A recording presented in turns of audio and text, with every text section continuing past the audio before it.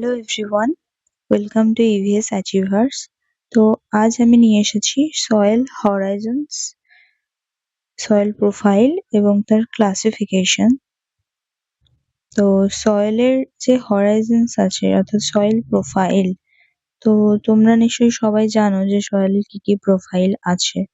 তো এগুলো vertically profile দেখা হয়, যেমন ও অর্গানিক লেয়ার, এ, ই, বি হরাইজন, সি হরাইজন এবং আর হরাইজন। তো তোমরা এভাবে মনে রাখতে পারো ও এ, ই, বি, সি, আর। ও হরাইজনকে বলা হয় অর্গানিক যে লেয়ার সেটা প্রেজেন্ট থাকে ও হরাইজনে। দেন এ হরাইজন হচ্ছে টপ সয়েল। ই হরাইজন হচ্ছে যেখান থেকে যে মিনারেলস গুলো থাকে সেগুলো লিচ ডাউন হয়ে বি হরাইজনে আসে, তাই ই হরাইজনটাকে বলা হয় ইলুভিয়েটেড। বি হরাইজনটা হচ্ছে সাবসয়েল, সিটা হচ্ছে প্যারেন্ট মেটেরিয়াল এবং আর হচ্ছে বেড রক। তো আমরা দেখে নিই ডিটেলসে। তো ও হরাইজন হচ্ছে অর্গানিক লেয়ার অর্থাৎ top most layer of the soil, rich in organic matter like humus. Examples হচ্ছে যেমন ফরেস্ট সয়েল।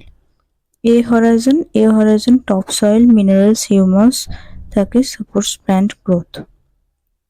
ই হরাইজনকে বলা হয় জোন অফ ইলুভিয়েশন, অর্থাৎ এখান থেকে লিচ ডাউন হয়ে নিচের দিকে নেমে আসে পার্টিকলস গুলো। Here a fine particles and the soluble minerals are washed downward, leaving mainly the sand and the silt. Then আমরা আসছি বি হরাইজনে। বি হরাইজন হচ্ছে subsoil. Under the top soil contains more clay, iron and other minerals that wash down from the layer above. তো B হরাইজনকে বলা হয় zone of illuviation. Illuviation means accumulation zone. Then আসছে C horizon, weathered rock বা parent material, broken up rock pieces that gives a rise to the soil above over time, and there is the little or no organic matter here and the roots rarely reach the deep. Then R horizon, bedrock. বেডরকের ক্ষেত্রে কি হয়, the solid rock layer beneath the all soil, it is the parent rock.